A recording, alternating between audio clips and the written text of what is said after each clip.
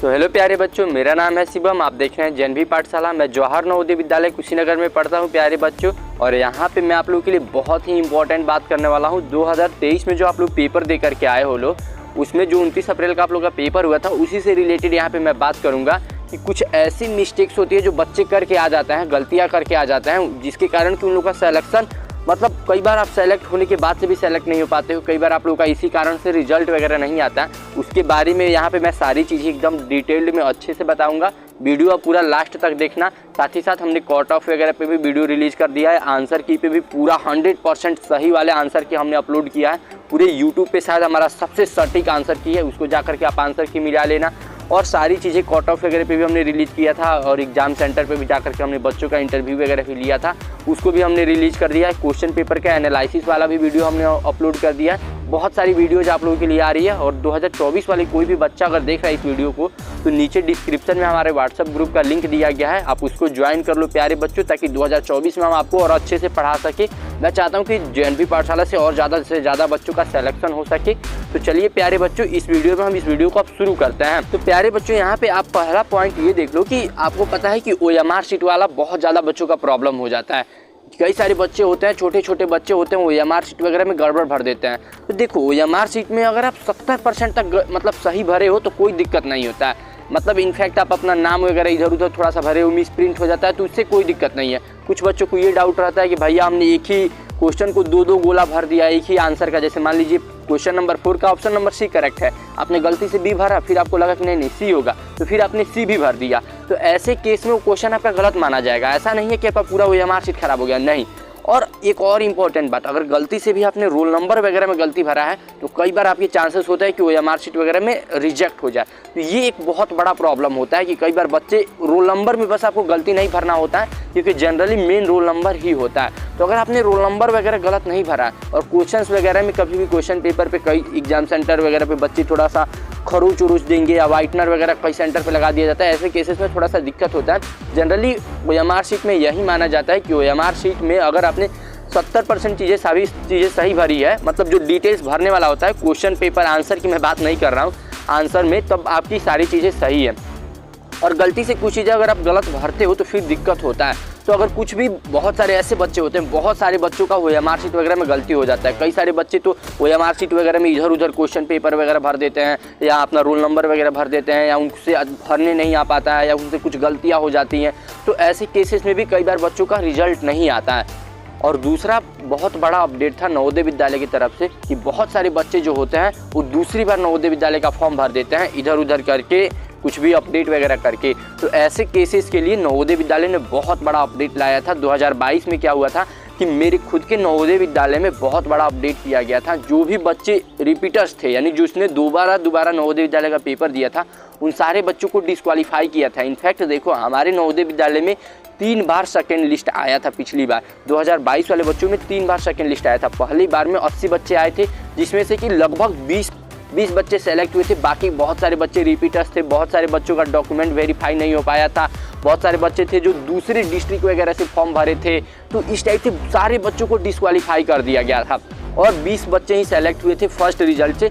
फिर बाद में सेकेंड लिस्ट वगैरह आया तो कुछ बच्चे सेलेक्ट हुए, और मेरे नवोदय विद्यालय में 80 बच्चे सेलेक्ट होने थे, लेकिन 3 लिस्ट आने के बाद से भी सिर्फ 40 बच्चे ही सेलेक्ट हुए। तो आपको इसलिए मैं बता रहा हूँ कि नवोदय विद्यालय बहुत स्ट्रिक्टनेस दिखा रहा है कि कोई भी बच्चा उनको ओवर एज नहीं चाहिए, और कोई भी बच्चा उनको रिपीटर्स नहीं चाहिए। तो ये एक बहुत बड़ा अपडेट था जो पूरे यूट्यूब पे शायद ही आपको किसी ने बताया होगा, तो मैंने सोचा कि आप लोगों के लिए बता दूँ। ये एक बहुत ज़रूरी सूचना था।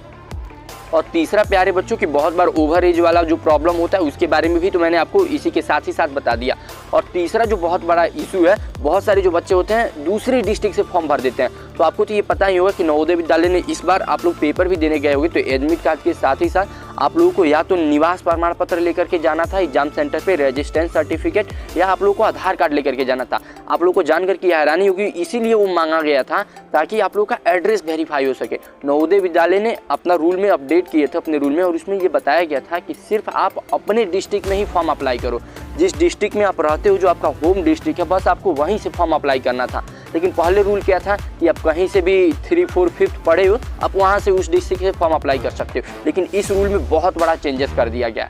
और चौथा प्यारे बच्चों की बहुत बार कई सारे बच्चे होते हैं जो दूसरे स्कूल वगैरह से फॉर्म भरते हैं, जहाँ पे वो पढ़ते हैं उधर से नहीं भरते हैं। तो ऐसे में देखो कई सारे बच्चों के मन में ये मिथ बना हुआ है कि हमको सिर्फ सरकारी स्कूल से फॉर्म भरना है। ऐसा कुछ भी नहीं होता है, ऐसा बिल्कुल भी नहीं होता है। आपको नवोदय विद्यालय का फॉर्म भरते समय या जब भी आप फॉर्म भर रहे हो या किसी और का भी कभी भी सजेस्ट करना, तो बस मान्यता प्राप्त स्कूल होना चाहिए या सरकारी स्कूल हो, उससे कोई प्रॉब्लम नहीं है। मान्यता प्राप्त भी अगर आपका प्राइवेट स्कूल अगर 5 तक मान्यता प्राप्त है, 5th तक, तो आप उससे इजीली फॉर्म भर सकते हो, उससे कोई दिक्कत नहीं है। इसलिए आपको दूसरे स्कूल वगैरह से फॉर्म भरने की कोई ज़रूरत नहीं है। आप इस टाइप की चीज़ें ना ही करो तो सबसे बेहतर है। मैं कभी भी बच्चों को ये सारी चीज़ें सजेस्ट नहीं करता हूँ। पता नहीं क्यों बच्चे ये सारी चीज़ें करते हैं। ऐसे केसेस में भी बहुत बार प्रॉब्लम हो जाती है। पिछले साल हमारे स्कूल से भी कई सारे बच्चे इसीलिए डिस्क्वालीफाई हो गए क्योंकि वो दूसरे स्कूल वगैरह से इधर उधर से फॉर्म भरे थे।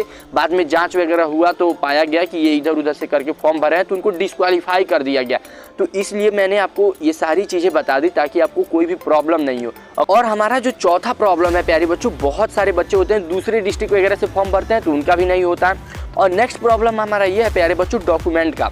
बहुत बार क्या होता है कि बच्चे क्या होते हैं कि पूरा डॉक्यूमेंट वेरीफाई नहीं करा पाते हैं। नवोदय विद्यालय में जब आपका सिलेक्शन हो भी जाता है, रिजल्ट वगैरह में नाम आ भी जाता है, तो उसके बाद से भी आपको पूरा डॉक्यूमेंट तैयार कराना होता है। आपको अपना आय, निवास, आधार कार्ड, अपने मम्मी पापा का आधार कार्ड वगैरह, फिर आपको स्कूल से जो आपका क्लास 5th का जो आपका टीसी वगैरह होता है, वो ये सारी चीज़ें एकदम अच्छे से चाहिए होता है। तो ये सारी चीज़ें आपको पता होनी चाहिए। फिर आप जिस स्कूल से फॉर्म भरे उस पूरे स्कूल के बारे में आपको पूरा डिटेल्स पता होना चाहिए, क्योंकि कई बार हम नवोदय विद्यालय में सिलेक्शन होता है तो बच्चों को पूरा ऊपर बैठा करके इंटरव्यू टाइप का लिया जाता है। पूछा जाता है बच्चों से कि आप किस स्कूल से पढ़े हो, उनसे कुछ बेसिक मैथ वगैरह के सवाल भी पूछे जाते हैं, जैसे कुछ अंकों की छोटी संख्या, बड़ी संख्या, क्या क्या, कुछ ऐसे छोटी मोटी, ताकि बच्चों को जज किया जाए कि बच्चे सही में मतलब क्वालिफाई करने के लायक हैं सब कि नहीं। तो सारी चीज़ें चेक करके फिर नवोदय विद्यालय में सिलेक्शन लिया जा रहा है। ये सारी चीज़ें बहुत बड़ी अपडेट है, तो मैंने सोचा कि आप लोगों के लिए बता दूं, बहुत बेनिफिशियल होगा। ये सारी चीज़ें आपको पूरे यूट्यूब पे कोई नहीं बताएगा।